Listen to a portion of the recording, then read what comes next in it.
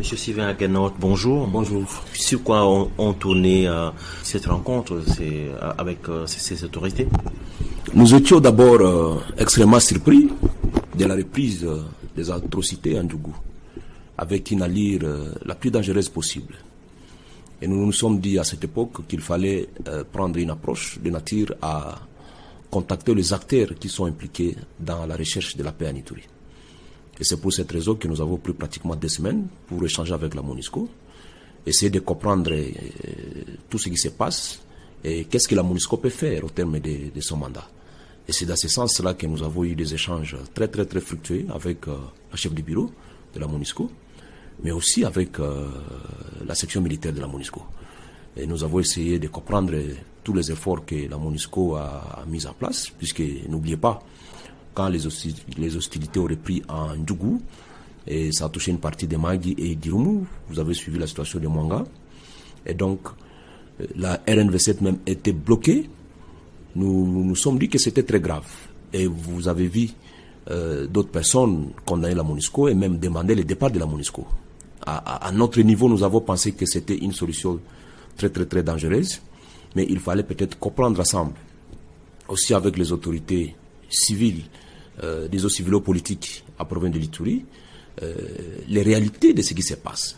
Et aujourd'hui, avec la réouverture de la RNV7, mais aussi le déploiement de l'équipe de la MONUSCO, et même de notre armée nationale, donc nous disons qu'il faut encourager, n'est-ce pas, la MONUSCO à continuer à appuyer l'exécutif provincial de l'Ituri, à appuyer l'armée, puisque c'est dans son mandat aussi de protéger la population, et c'est bien.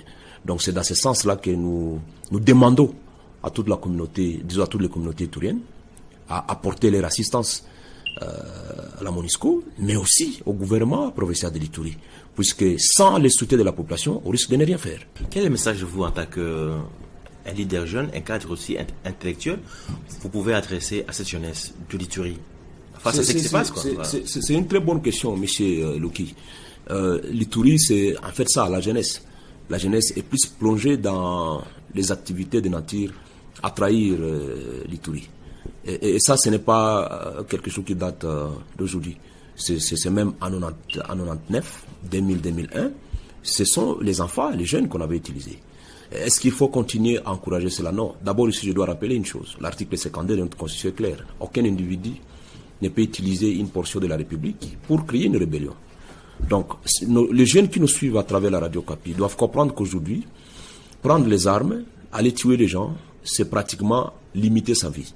Donc, j'en appelle à la responsabilité des uns et des autres. On peut prendre tous les réseaux qui existent, le chômage ou les problèmes économiques et tout, la ségrégation qui existe dans nos entreprises comme raison, mais personne ne va vous croire. Il faut que la jeunesse sache que l'avenir de demain, c'est pour eux. Et on doit se préparer maintenant. Ce n'est pas prenant les armes, à tuer les gens, en massacrant des villages, en incendiant des villages qu'on devient leader. Non. Nous avons des cas récents de nos leaders qui ont été arrêtés pour avoir commis des atrocités en Ituri. Est-ce que ça ne nous enseigne pas? Que ce soit ceux qui sont dans Codeco ou dans d'autres groupes rebelles qui sont en Ituri, je leur demande d'arrêter, de déposer les armes, et aussi à ceux qui sont tentés de rejoindre cela, de ne pas le faire. Et à la communauté d'une manière générale aussi de se retirer totalement de ces groupes qui malheureusement sèment beaucoup de désolation. La jeunesse en Ituri doit se réveiller pour travailler. Pour travailler. Nous avons de grands chantiers agricoles sur lesquels on peut réfléchir.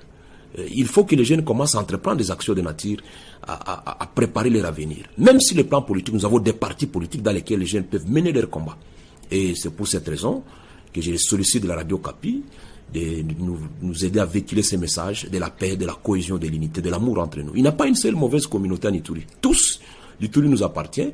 Chacun doit donner ses capacités, n'est-ce pas, physiques et intellectuelles pour aider l'Ituri à se développer. Avec un tel discours, monsieur Sylvain, on peut penser que vous êtes sous la coupe ou déjà où vous travaillez, où vous roulez pour le compte de la MONUSCO, parce qu'il y a effectivement une grande partie des jeunes qui sont contre ce discours-là, qui estiment que la MONUSCO doit partir maintenant, quoi.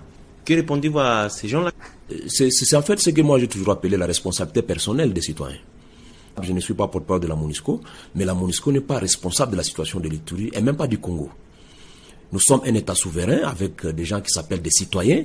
Les citoyens, c'est une personne attachée aux valeurs de sa République. Si nous sommes Ituriens, nous devons être attachés aux valeurs de l'Ituri. Ça n'a rien à voir avec la MONUSCO. Mais la MONUSCO reste un partenaire stratégique que la RDC elle-même a voulu. Nous avons souscrit à l'adhésion à l'ONU et nous avons accepté que la mission vienne chez nous. La mission vient en appoint. Il faut lire toutes les résolutions du Conseil de sécurité des Nations Unies sur la mission de l'ONU en RDC, la MONUSCO en bref. C'est que la première responsabilité appartient à nous Congolais d'assurer la gestion de notre entité. Lorsqu'on demande le départ de la MONUSCO, écoutez, la MONUSCO a un mandat, ça ne sera pas un mandat éternel, nous le savons, mais il ne faut pas avoir des cibles qui ne sont pas correctes, non. La MONUSCO n'est pas tout à fait l'objet de la conflictualité en Ituri. Il y a des Ituriens qui ne s'attendent pas entre eux, qui doivent s'attendre, et il ne faut pas qu'on dirige, n'est-ce pas, les attaques contre une institution qui n'est pas concernée par ce qui s'est passé ici. C'est un problème de conscience des Ituriens. Il faut que l'Iturien lui-même sache qu'il est l'architecte majeur du destin du développement de l'Ituri. Ça ne revient pas à la MONUSCO ou même à un autre pays de construire l'Ituri ou le Congo. C'est à nous les Congolais, à nous les Ituriens, de pouvoir façonner l'avenir de l'Ituri. Donc condamner la MONUSCO ou que nous sommes en déroulé pour la MONUSCO, je crois que ce sont des supputations qui ne tiennent pas debout. Je vous ai dit dès le début, nous avons pris le temps pour comprendre ce que la MONUSCO fait et nous avons poussé la MONUSCO, nous continuons à le faire, à agir avec efficacité, efficience, mais aussi d'une manière prompte, avec promptitude, pour que sa mission n'échoue pas en Ituri. Donc c'est dans cette démarche-là que nous sommes en fait positifs et non pas négatifs.